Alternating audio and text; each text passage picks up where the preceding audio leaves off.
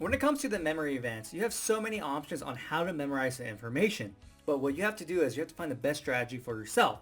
There's not a universal strategy that you have to use for this event or that event. You have to test what strategies will work for you.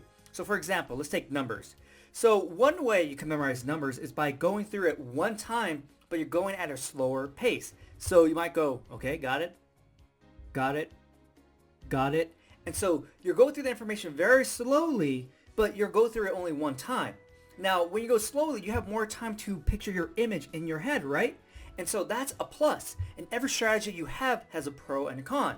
Now, the con to going slow and only one time through is that if you're not sure about an image, guess what? You're not going back to review. So you don't have, so you have no chance to confirm the image in your head. You just have to be confident that's right, which could be a problem if you mismemorize a piece of information. Another strategy you can have for numbers is that you go through as quickly as possible, right? Quickly as possible, then you go back and review. Now this allows you to memorize a lot of information, but go back to review to confirm all your images. But a downside is that you're going very quickly. And so let's say you go through all the information, but you miss a couple, boom, before the time expires. And so you're not really sure about those last ones. So there's always some sort of pro and con to whatever strategy you pick. But the most important thing you need to be aware of is that your strategy might change depending on how much improvement you're seeing.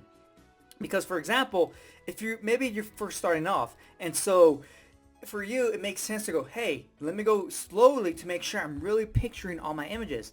That makes sense, right? Because you're starting off. But maybe as you get better and faster, you're like, okay, I want to try to go for 200 digits, boom, 200, and then review. And if I'm able to review all the 200 digits, then try to get a few extra digits if I have enough time. And so in the beginning, you have one strategy because that's where your current level is. But then you evolve and like this other strategy, that's okay. And so you always have to be open to changing your strategy depending on where you are currently and if you have any new systems or techniques that you develop. All right? So that's something I wish I knew when I first started, because you kind of get stuck with, oh, I like going slow every time. But maybe the better strategy is to go through quickly, then review. The only way you can find out, and this is true, is that you have to experiment for yourself. I can't tell you this is going to be the best strategy, this is going to work for you. All I can really do is, hey, this is a strategy I like to use. These are some other strategies. Pick and choose and see which one works for you. So hopefully you enjoyed this video, and I'll see you next time.